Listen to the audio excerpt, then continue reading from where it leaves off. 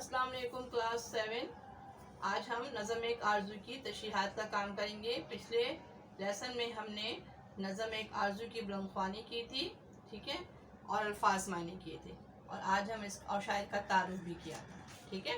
और आज हमने क्या करना है, आज हमने अशार की तशरीह करनी है। पहला शेर कॉपी करिए, आपकी किताब में जो नज़म है नज़म एक आरज़ू, उसका पहला शेर मैं रीड कर रही हूँ, आप निशान लगा लीजिए और उसको कॉपी डाउन करिए।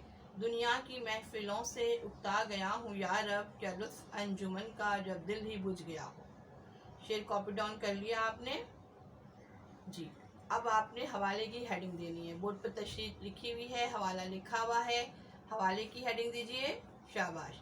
और अब हवाला लिखना शुरू करिए। मैं साथ साथ पढ़ती हुई जा रही हूँ ताकि आपको हर लफ्ज़ वाज़ेह तौर पर समझ में आ जाए, ठीक है बच्चों। लिखना शुरू करिए।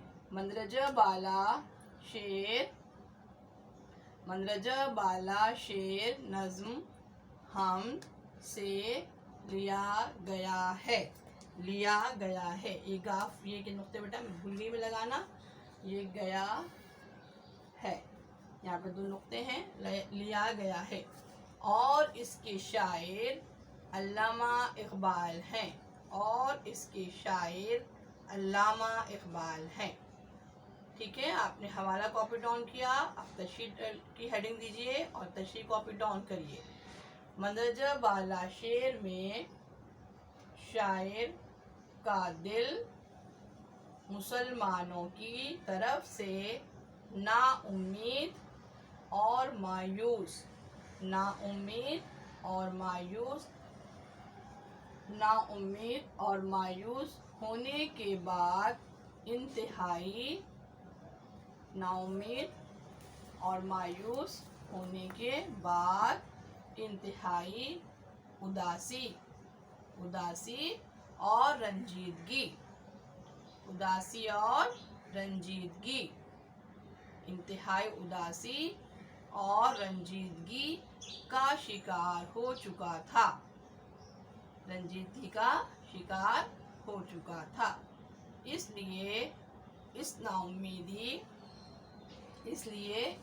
नाउम्मीदी और बेबसी, इसलिए इस नाउम्मीदी और बेबसी के आलम में इकबाल, इसलिए इस नाउम्मीदी और बेबसी के आलम में इकबाल अपने रब से मुखातिब होकर अपने दिल की ख्वाहिश, अपने रब से मुखातिब होकर अपनी दिल की ख्वाहिश और आरज़ू का इजहार करते हुए कहते हैं कि मैं इस दुनिया की, कहते हैं कि मैं इस दुनिया की रंगीनियों, मैं इस दुनिया की रंगीनियों और रौनकों से बेजार हो गया हूँ, बेजार हो गया हूँ। मुझे अब इस दुनिया की महफिलों, मुझे अब इस दुनिया की महफिलों, मुझे अब इस दुनिया की महफिलों और रंगीनियों में बिल्कुल मज़ा नहीं आता, बिल्कुल मज़ा नहीं आता, बिल्कुल मज़ा नहीं आता। मेरे दिल में अब कोई उमंग और उम्मीद की किरण, उम्मीद की किरण। अच्छा बच्चों, यहाँ तो लिखा था ना अपनी उम्मीद की किरण बाकी नहीं रहे, उम्मीद की किरण बाकी नहीं रही, सॉरी, क्या आएगा, कोई उम्मीद की किरण बाकी नहीं रही। मेरा दिल बुझ गया है, मेरा दिल बुझ गया है, यानी अब दिल में कोई जज्बात बाकी नहीं रहे, यानी अब दिल में कोई जज्बात बाकी नहीं रहे। तो ये थी पहले शेर की तशरीह। अब आपने दूसरा शेर कॉपी करना है جو میں آپ کو بتا رہی ہوں. آپ کتاب نکالیے. ٹھیک ہے. اچھا، اب جو آپ شعر سلیکٹ کریں گے یا منتخب کریں گے وہ شعر یہ والا لکھ لیجیے آپ. پانی کو چھو رہی ہو جھک جھک کے گل کی ٹہنی. پانی کو چھو رہی ہو جھک جھک کے گل کی ٹہنی، جیسے حسین کوئی آئینہ دیکھتا ہو. ٹھیک ہے، جیسے حسین کوئی آئینہ دیکھتا ہو. شعر لکھ لیجیے آپ، اور تشریح میں یہاں پر آپ کو لکھ رہی ہوں. اچھا بچوں، آپ نے شعر نمبر 2 کاپی کر لیا. اب تشریح کی ہیڈنگ دیجیے اور شعر نمبر 2 کی تشریح کیجیے. شعر نمبر 2 مطلب اپنی کاپی پر جو ہے اس کا نمبر شمار آپ 2 لکھیں گے، لیکن کتاب کے حوالے سے تو ہم نے شعر جو منتخب کیا ہے وہ 2 تو نہیں ہے. ٹھیک ہے، میں شعر بتا چکی آپ کو. ٹھیک ہے، لکھ لیا آپ نے. پانی کو چھو رہی ہو جھک جھک کے گل کی ٹہنی، جیسے حسین کوئی آئینہ دیکھتا ہو. اب تشریح لکھیے. مندرجہ بالا شعر میں، مندرجہ بالا شعر میں شاعر کہہ رہے ہیں کہ، مندرجہ بالا شعر میں شاعر کہہ رہے ہیں کہ اللہ تعالیٰ اب میری آرزو یہ ہے کہ، اللہ تعالیٰ اب میری آرزو یہ ہے کہ میں کسی ایسی وادی میں اپنی چھوٹی سی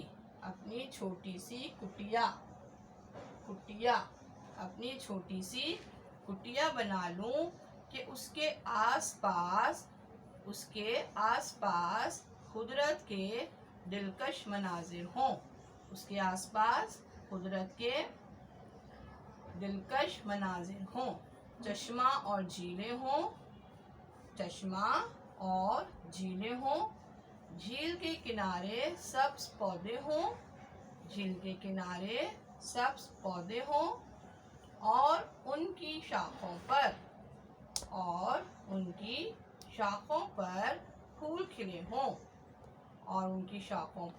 پھول کھلے ہوں. جب ٹہنیاں پانی کو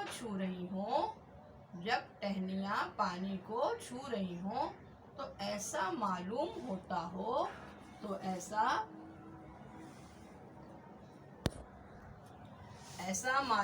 کہ کوئی حسین اپنا چہرہ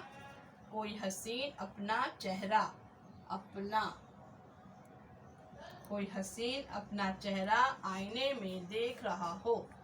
ایسا معلوم ہو کہ کوئی حسین اپنا چہرہ آئینے میں دیکھ رہا ہو. شاعر نے پانی کو آئینہ کہا ہے اور پھولوں کی ٹہنی کو حسین کہا ہے. آیا سمجھ میں بچوں آپ کو؟ یہ 2 شعر کی تشریح آپ اپنی کاپی پہ کر کے مجھے تصویر جو ہے آپ گروپ پہ شیئر کریں گے تو میں چیک کروں گی. اچھا، اب آپ کو میں ہوم ورک دے دیتی ہوں. جو ہوم ورک آپ نے کرنا ہے وہ یہ ہے کہ 2 شعر تو میں نے آپ کو کرا دیے. اب کوئی ایک آسان سے 2 شعر میں دوں گی جس کی تشریح آپ نے خود کرنی ہے. ٹھیک ہے؟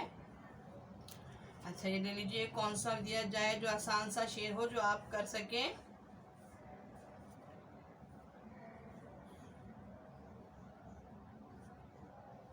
یہ دیکھ لیں آپ. یہ ہے، ہاں یہ دیکھیے شعر نمبر 1 2 3 4 5 5واں شعر. نظم کا 5واں شعر کر سکتے ہیں آپ؟ نہیں، بلکہ ایسا کریے 5واں 6واں 7واں لے لیجیے. صف باندھے دونوں جانب بوٹے ہرے ہرے ہوں، ندی کا صاف پانی تصویر لے رہا ہو. یہ شعر آپ نے خوب سے تشریح کرنی ہے. صحیح، اس شعر کی تشریح آپ خود کر کے مجھے دکھائیں گے. یہ آپ کا ہوم ورک ہے. ٹھیک ہے، شعر نمبر کون سا ہے؟ 1 2 3 4 5 6 7 شعر آپ لکھ دیتی ہوں میں. ہوم ورک آپ کا، ہوم ورک نوٹ کر لیجیے. شعر نمبر 7 کی تشریح کاپی پر آپ نے خود کرنی ہے. کاپی پر کریں. ٹھیک ہے بچوں؟ تو شعر نمبر 7 کی تشریح آپ خود کریں گے. زیادہ ہوم ورک نہیں دیا گیا ہے آپ کو، صرف ایک شعر کی تشریح آپ نے کرنی ہے. باقی میں آپ کو جو ضروری سمجھوں گی وہ کراؤں گی. پھر نظم کا خلاصہ، مرکزی خیال، پھر ہم یہ کریں گے. ٹھیک ہے؟ शेर नंबर 7 की तशरीह आपने करनी है। इसमें कोई मुश्किल अल्फाज नहीं है। सफ़ किसे कहते हैं? सफ़ कतार को कहते हैं, लाइनों कहते हैं, बूटे पौधे को कहते हैं। ठीक है, बाकी आपको मैंने खुद ही एक्सप्लेन कर दिया, आप खुद से कर सकते हो शेर नंबर 7 की। अच्छा बच्चों, ठीक है, होमवर्क समझ में आ गया आपको। चाहे एक बात फिर मैं रिपीट कर देती हूँ कॉपियों की बात। कॉपियाँ जो हैं वो आ चुकी हैं। अब जितना भी काम होगा ये नज़म एक आरज़ू का सारा काम मैंने कॉपी पर चेक करना है। ठीक है, इंशाल्लाह ईद से पहले या हो सकता है ईद के बाद कोई एक दिन अनाउंस कर दिया जाएगा, ताकि आप कॉपियाँ जो है सबमिट कराएं। जो पिछला काम है वो कॉपी पर स्टिक करिएगा, और कॉपियाँ ख़रीद कर उर्दू कवायद की और उर्दू अदब की दोनों कॉपियाँ आपको मिलेंगी। वो आप लेकर अपना काम स्टार्ट करें और सबमिट कराएं। अच्छा बच्चों, अब मुझे इजाज़त दीजिए।